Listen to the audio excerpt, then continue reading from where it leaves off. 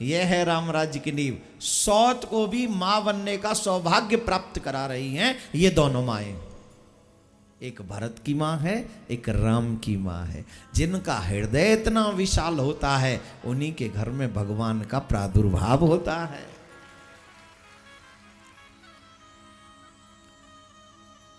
अब सुमित्रा जी सोच रही हैं, इन्होंने तो मेरे ऊपर बड़ा उपकार किया, अब मैं क्या करूं। तो सुमित्रा जी ने भी तत्क्षण उसी वक्त प्रतिज्ञा की कि जो पुत्र कौशल्या के प्रसाद से होगा, मैं प्रण करती हूं वो पुत्र जीवन भर कौशल्या के पुत्र की सेवा करेगा, और जो पुत्र कैकेयी के वट के प्रसाद से होगा वो पुत्र हमेशा कैकेयी के पुत्र की सेवा करेगा। ये मेरा संकल्प है, मेरी प्रतिज्ञा है। आप पे ताली बजी नहीं सकती क्योंकि आप में इतना त्याग है नहीं। आप ठहरे पिज्जा खाने वाले लोग, बर्गर पिज्जा खाओ, गोलगप्पे खाओ और संदेश रसगुल्ला खा के अपना जीवन बिताओ। क्या मतलब है हमें राम जैसा बनना, लक्ष्मण जैसा? हमारे दूर दूर तक ये सब चीजें दिमाग में नहीं है। आप हमें लक्ष्मण बनाना चाहते हो। कौन सा ऐसा छोटा भाई है जो अपने बड़े भाई के लिए लक्ष्मण बनकर जिंदगी जी बिता दे? आज ये कथा नहीं है, ये पारिवारिक कथा है। पूछिए अपने आप से, कौन सा छोटा भाई है जो लक्ष्मण बन सकता है, शत्रुघ्न बन सकता है, और कौन सा बड़ा भाई है जो राम बनकर अपने भाई के लिए पूरा घर छोड़कर निकल जाए कि मेरे भाई तू रहना, मैं अपने आप देखूंगा, टेंशन मत लेना। है क्या?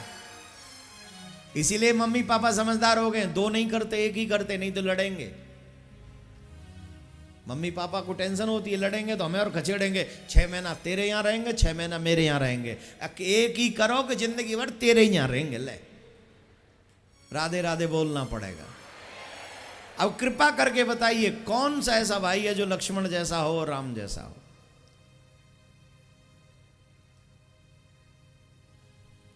आज सब रावण हैं, छोटे भाई को लात मार के निकालने में 1 सेकंड नहीं करते। सब बाली की तरह हैं, अपने भाई की पत्नी पर भी कुदृष्टि कर लेते। सब नहीं, लेकिन बहुत हैं जिनकी बातें सुनता हूं, दर्द होता है। जिस समय भगवान श्री राम ने राजा बाली को मारा था, बाली ने कहा मैंने आपका क्या बिगाड़ा? ध्यान से सुनना, माताएं बहन भी सुने और भाई भी। ये मन बहुत चंचल हो गया है और चंचल मन की वजह से मेरे सारे रिश्ते बर्बाद हो गए। अब यहां रिश्ते पालन नहीं होते। ऐसे ऐसे प्रसंग सुनने को मिल जाते हैं, आपके रोंगटे खड़े हो जाएंगे। राजा बाली ने, सुग्रीव के भाई ने पूछा, आपने मुझे क्यों मारा? मैंने आपका क्या बिगाड़ा है? मैंने तो आपका कुछ बिगाड़ा नहीं। बेवजह किसी को मारना तो धर्म नहीं हो सकता, और मैंने सुना है आपका प्राकट्य धर्म की रक्षा के लिए हुआ है, फिर आपने मुझे क्यों मारा? बाली ने पूछा।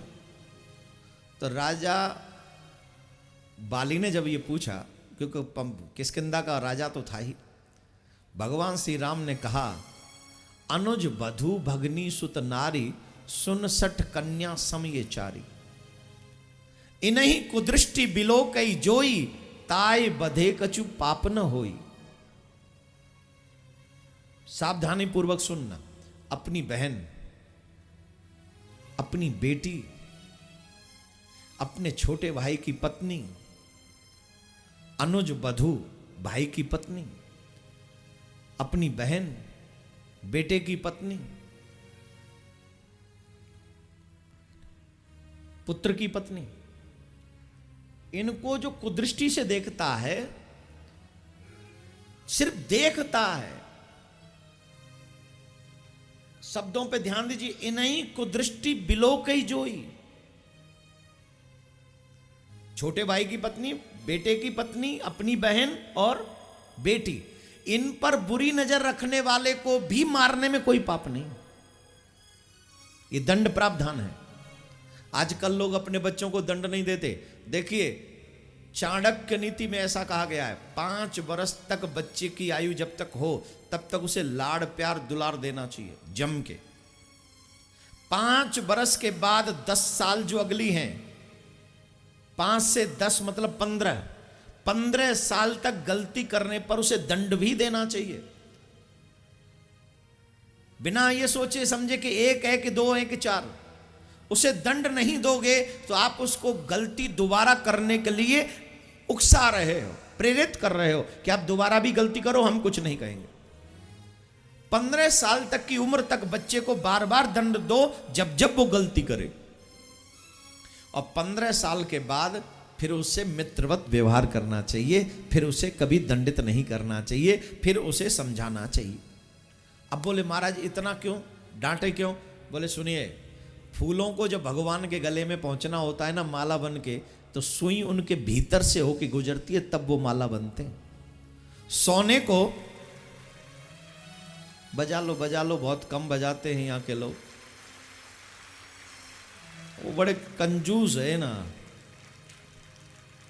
ताली भी धीरे धीरे ही बजाएंगे, लग ना जाए। फूल को अगर माला बनना हो भगवान के गले के लिए तो सुई उसके भीतर से गुजरती है।